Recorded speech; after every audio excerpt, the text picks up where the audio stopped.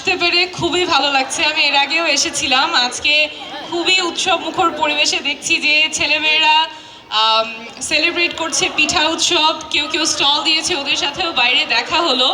এই যে বিপুল ক্রিয়েটিভিটি নিয়ে এখানকার স্টুডেন্টরা পার্টিসিপেট করছে পিঠা উৎসবে, এটার ক্রেডিট গোজ টু যারা ছাত্রছাত্রীরা আছেন এবং যারা অভিভাবক আছেন এবং যারা টিচার আছেন। আপনাদের সবার এত সুন্দর একটা আয়োজন করেছেন। আসলে পড়াশোনার পাশাপাশি এই অ্যাক্টিভিটিগুলো আমাদের যে সৃজনশীলতা আছে, তারপরে মানসিক যে চর্চাগুলো আছে সেগুলোর জন্য খুবই গুরুত্বপূর্ণ হয়।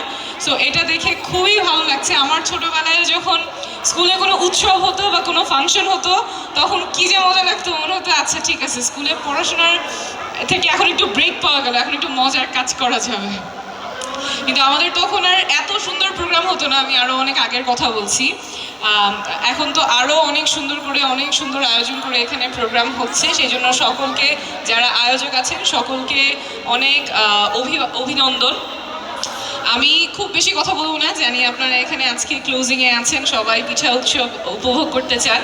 আমি আপনাদেরই ঘরের মেয়ে, আমি খিলগাঁয়ে বড় হয়েছি। আমার দাদার বাড়ি, বাবার বাড়ি খিলগাঁয়ে। এই রাস্তাঘাটেই বিচরণ করে আমার বড় হওয়া। একটা জিনিস আমি শিখেছি এখান থেকে, সেটা হলো আসলে স্বপ্ন দেখতে কোনো কার্পণ্য করতে নাই। আমরা অনেক সময় চিন্তা করি যে আমাদের ব্যাকগ্রাউন্ড যেরকম সেখানে হয়তো স্বপ্নটা একটু মেপে দেখতে হবে, অনেক বড় স্বপ্ন দেখা যাবে না। কিন্তু এখান থেকেই আমরা দেশের সেরা, বিশ্বের সেরা হওয়ার স্বপ্ন দেখতে পারি এবং সেটা বাস্তবায়ন করে দেখাবে আপনারা এবং আপনাদের সন্তানেরা, আপনাদের ছাত্রছাত্রীরা।